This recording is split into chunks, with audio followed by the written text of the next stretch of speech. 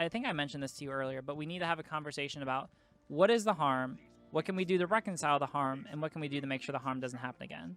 But if what the goal is like actually trying to get to a place where we can have some kind of reconciliation, then the conversation needs to be different from, oh, this person is just terrible. Attributive thing is, I'm just telling them firsthand, if any of these people watch, it's not working. It really makes me resent all these people. It's crazy that these people think they're doing something that's going to help, when really, I mean, if anything, the one person whose video, sorry, I'm like rambling, the only one person's video who really, other than obviously me and you talking, but Moe's videos have done literally nothing. Brennan's video is the one video that made me genuinely, I was like, okay, I need to take a step back, and this one I apologize to Brennan. So I've been taking a break from making videos to focus on making music, and I've been putting out 1 to 2 songs every week for like the past few weeks, and it's been great. And the reason why I took a step back from making YouTube videos is because I wanted to make sure that I was doing a good job. I wanted to study up on my rhetoric, and I wanted to take a step back and look at the YouTube landscape and make sure that I'm really doing the right things for the right reasons, that I am in fact making a difference, because that's why I do what I do at the end of the day, is to share my story, to share what I've been through and how it's affected me and how I've changed from that, to fucking help people, to help people from that. So sometimes I get away from that. When you get mixed up in this YouTube shit, in this YouTube game, shit can get a little bit hard. So it's good to always step back and evaluate your content, evaluate what you're sort of doing. And what I've learned from this is that YouTube is actually a really toxic place, and oftentimes can be very unproductive. And one of the most unproductive formats of video on this platform is takedown videos. Now, takedown videos have grown in popularity a lot, especially with quarantine. People have been making and watching a lot of these videos, and the reason being is because 1, they're entertaining, and 2, they're long, well done videos typically. People like The Right Opinion and Turkey Tom, as well as many others, have pioneered this sort of genre. It's like a subset to the commentary and drama community. However, it is even worse, because where commentary YouTubers and drama YouTubers, they'll just report drama, report tea, report the news or whatever, maybe say this or that about a person. What these takedown videos are is essentially an hour or longer video. These are very long form videos, right? So it would be like an hour to 3 hours long, even sometimes, about one single person. And what these videos will do is it will list every single one of this person's faults, every bad thing they did, and every single person they hurt.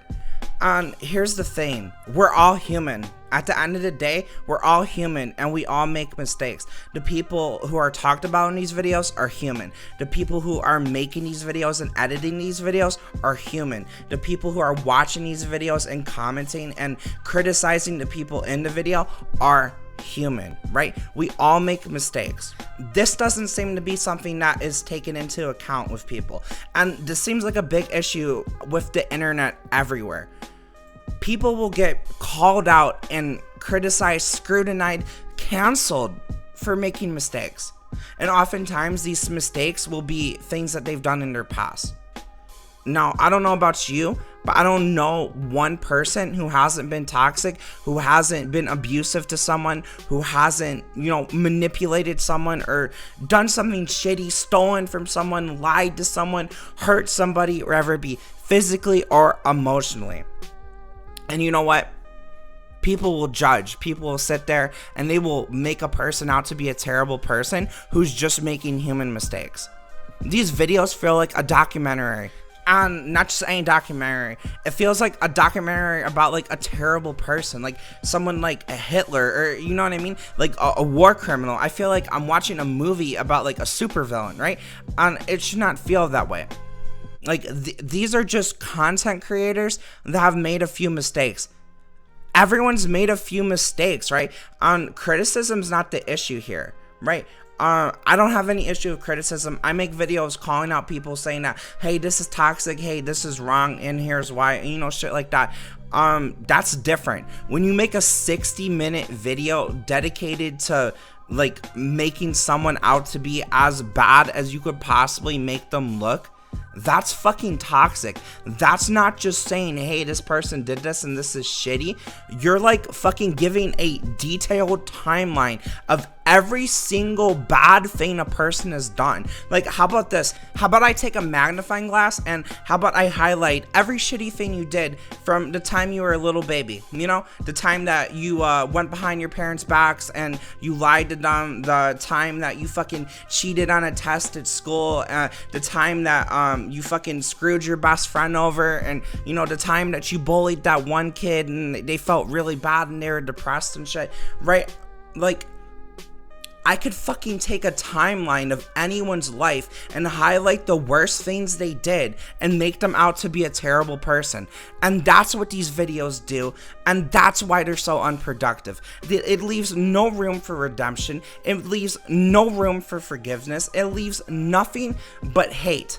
It generates nothing but more hate. Hey, this person did bad shit, they're a terrible person. And then all these commenters are hating on this person. Meanwhile, I could take this fucking format of a video and I could apply it to anyone if you wanted. You could like keep cutting it down. How far are you gonna go? How far are you gonna go? Like, everybody has done bad shit. If we're gonna do a 60-minute video detailing everything, every bad thing a person has done, then that shit better be reserved for the worst fucking people on this planet. Because people who make normal human mistakes don't deserve that. The redemption arc discourse. After this, xanderhal and Riley Grace Roshong both decided to cover the situation on stream. xanderhal and Riley are both left-wing political streamers / YouTubers who cover a wide range of different topics. So for the rest of the video, I wanted to kind of react to a few different things and talk more about some other things, and I want to address a couple things from when I covered this topic previously. When CopsHateMoe made their first video on Kalvin Garrah, I actually made a video that was called Why CopsHateMoe is No Better Than Kalvin Garrah. Now, in this video, I knew there was something wrong with what CopsHateMoe was doing, but I did not do the best job of explaining exactly what was wrong with it. I think the first part of this video, I think that did a really good job of explaining what's wrong with these fucking sort of takedown videos and why they are so toxic, and why in fact like this type of content is no better than the rhetoric that Kalvin Garrah was spewing. At the end of the day, it's toxic and it's harmful. It may be toxic and harmful in different ways, but the point is that it's toxic and it's harmful. So the little clip that you just saw me play of CopsHateMoe talking about how xanderhal and Riley Grace were trying to rehabilitate, or basically give Kalvin Garrah a redemption arc, right? Give him a chance to change and be better, because he has shown a good faith basis, as Riley just said. Now, this is the reason for the clips I showed in the beginning. Riley Grace dropped a video earlier today about CopsHateMoe's newest video, right? So CopsHateMoe dropped this original takedown video on Kalvin Garrah called Why Kalvin Garrah is Worse Than You Think. And then months later, he drops another video, which is this one, basically just re-looking at everything and also looking at some of the things in the aftermath of this discourse, because this discourse was big and crazy, and CopsHateMoe's video blew up very large. And for some reason, they were very angry with the fact that xanderhal and Riley Grace actually decided to reach out to Kalvin and talk to him, try to rehabilitate him, try to fucking have a redemption arc for him, right? So CopsHateMoe is very mad about this, right? Which is strange, right? Because if someone was toxic and hurt people, you would think that, like, you kind of want them to change, right? You want them to get better, right? Or I don't know, do you just want them to suffer? Are you just angry? Like, I don't know.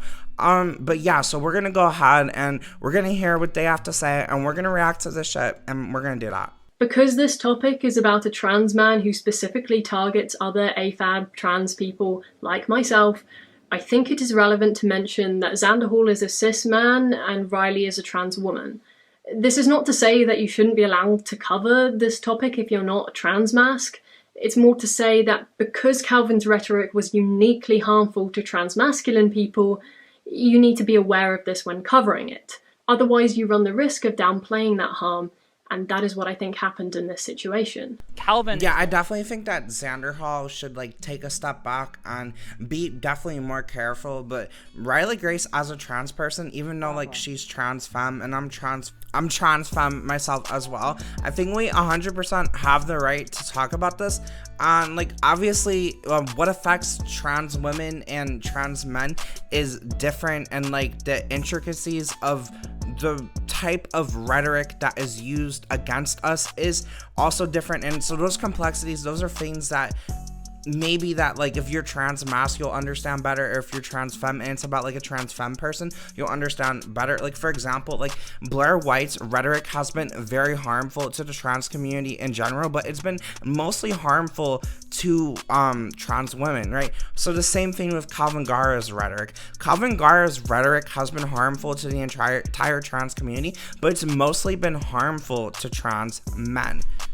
But yeah, I do think that like as trans people, I've educated myself on trans men's issues, and I do think that we 100% can talk about this, and vice versa, like trans men, they can talk about this, but that should be taken into account. The issue is that like knowing the intricacies of the discourse and the harmful rhetoric against like trans mass versus trans femme people, it's not as important as what they were doing, because what they were doing is they were talking to a person that was acknowledging that they did harm and is willing to change, and then trying to help that person change, right? So I don't really need to understand everything that happens with trans mass people to understand that, hey, this person is being good faith, hey, this person is taking accountability for their actions, this person recognizes the wrong that they did and they want to do better, right? So that's a situation where it's like definitely like if a trans mass person was helping that person along, they'd have more insight and it would be more helpful. But it's definitely a situation where it's like if someone wants to get better, anyone willing to help, like that's admirable. Like xanderhal and Riley didn't have to reach out. They're putting their careers on the line because this is hot discourse, and everyone on the left is like against Kalvin. So like trying that forum or that redemption, trying to help him in that manner, it means that you're gonna take some heat. So right, so that's fucking admirable, and we should always help people that are willing to change, help them change. And fucking it doesn't matter who you are, you should fucking get in the mix and help. So yeah, copshatemoe, you should not be mad about this. It doesn't make any sense, but let's continue.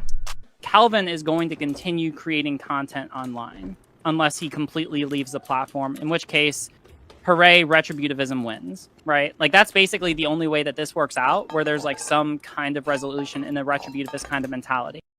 I mean, like, there is the whole conversation about, like, all right, if you believe in something, like, as crazy as, like, abolish prisons, but then don't believe in, like, something like this. You know, if we want to take everything at absolute face value, he's pushed people to suicide, he's sent harassment at people, but he has shown, like, a good faith basis that he's willing to change, then it's like, okay, then the question becomes not how long does it take to make that happen, just how to make that happen.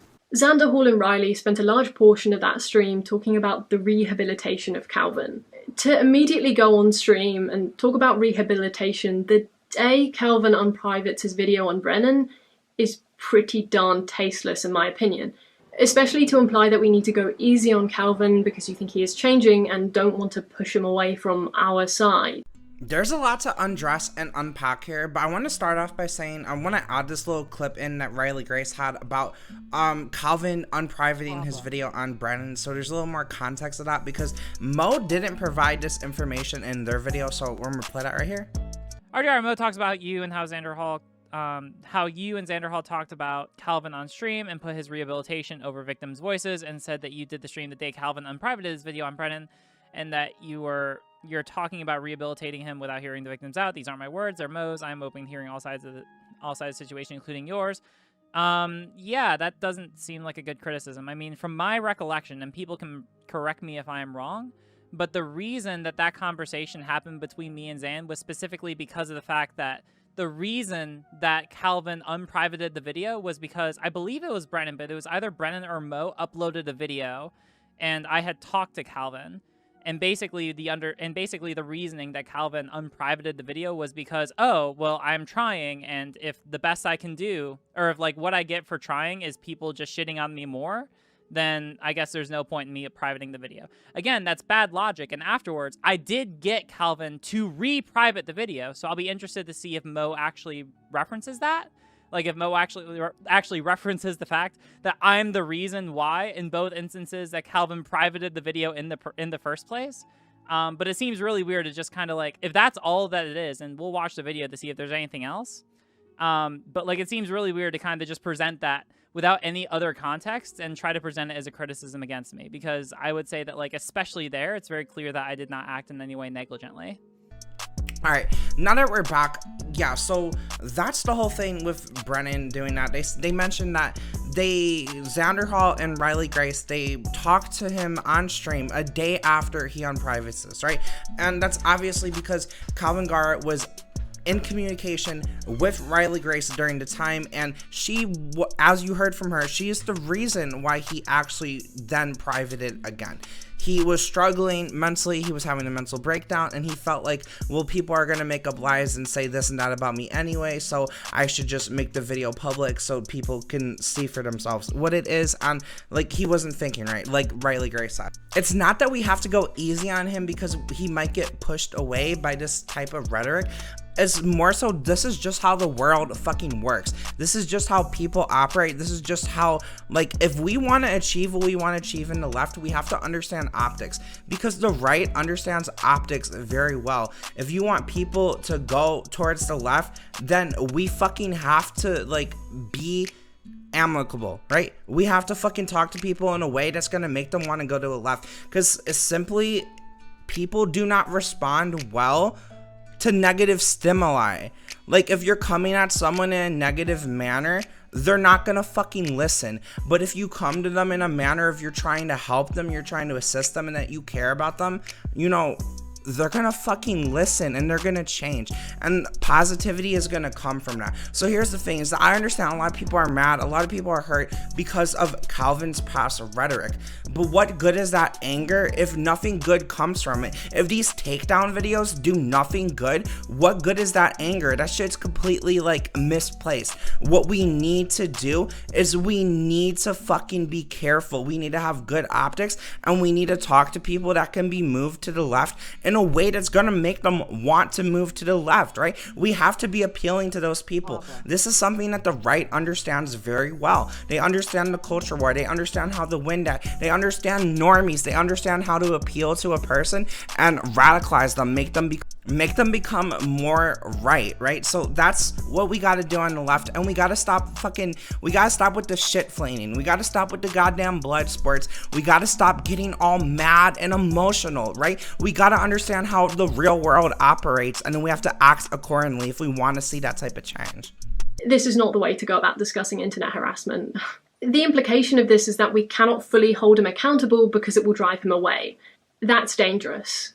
We can't just hold people's hand and let them get away with terrible things because we want them to change. If somebody's going to lash out when they're being held accountable for their mistakes, they're not ready to change.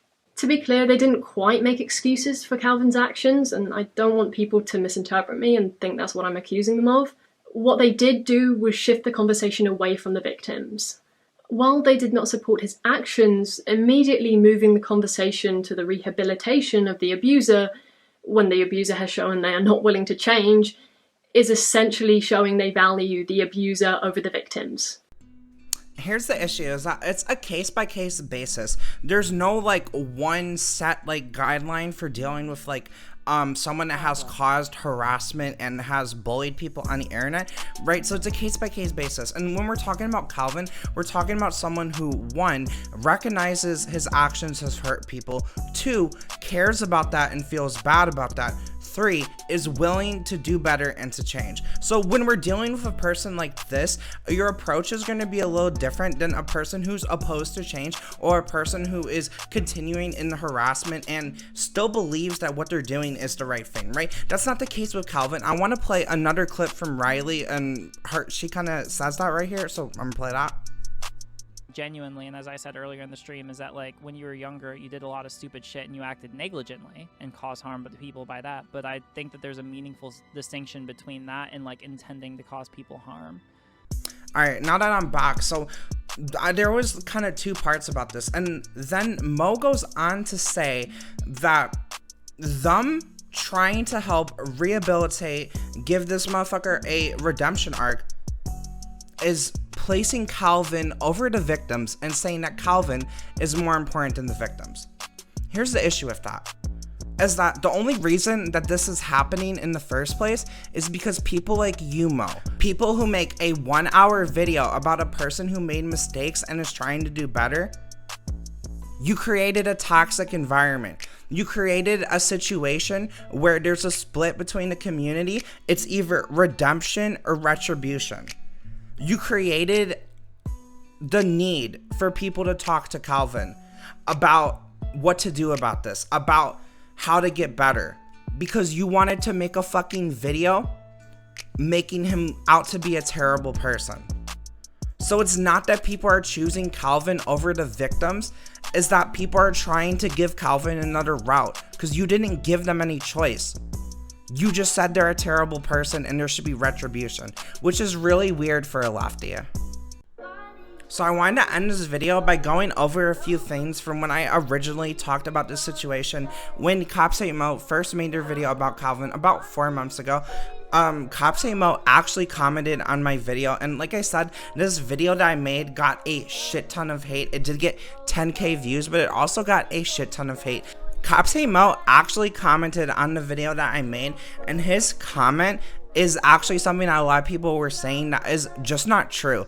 And I want to kind of explain why it's not true. So I'm gonna go ahead and read this comment. It says, Kalvin makes multiple videos that are still up on his channel, harassing and targeting individuals where he mocks their weight, appearance, gender identity, and falsely accuses them of faking their disabilities, etc. These videos have pushed victims to attempt suicide and has led to people calling government agencies trying to get their disability benefits taken away. Me makes a video holding him accountable for those actions and never once goes after his appearance, identity, or anything else that he cannot change about himself. So basically Mo is exactly the same as Kalvin. What the fuck? Now here's the thing, is that who are you to make a video holding this person accountable? I could take a magnifying glass and I could take a timeline of your fucking all the bad things you did and I could do it the same way. The fact of the matter is no, Mo, you didn't just hold him accountable. You didn't just detail the harassment. You didn't do that, not at all. You made a narrative. You made Kalvin out to be fucking worse than he is. Your video was extremely uncharitable. You didn't just detail what happened. You were uncharitable and you had a clear bias. Kalvin hurt people, but he didn't mean to. You in no way would even think of giving him the benefit of the doubt. What you presented was, here's a terrible person, look at all the people he's hurt. And that's not okay. Making a 60-minute video just saying terrible things about a person with no redemption, no sort of context, no sort of like good faith whatsoever. This is not a terrible person. This is a trans kid that blew up on fucking TikTok, who got a platform and started speaking their mind. This is a trans kid who was dealing with their own internalized transphobia, who was dealing with their own insecurities and self-hatred, who was dealing with their own dysphoria. And through that, they got hooked to transmedicalism. And through being hooked to transmedicalism, they ended up hurting people. They recognized that, they owned up to it, they apologized, and they're trying to move forward. However, the internet doesn't care. The internet doesn't care about reality. The internet doesn't care about right and wrong. The internet doesn't care about making wrong things right. It's just a shouting match. It's just people pointing fingers, when we could all point the finger at ourselves. Those in glass houses should not throw stones. So CopsHateMoe, you are no better than Kalvin. You're contributing to negativity online. Takedown videos do no good and help nobody. The internet is toxic. This is toxic. Take a step back. Anyways, peace out, bitches. I fucking love each and every one of y'all, and I mean that with all my heart. If you enjoy my content, if you support me, please check out my music. If you like it, drop a fire emoji, drop a comment. If you want to support me, drop a sub. Follow me on social media. Links are in the bio, in the description. Peace out.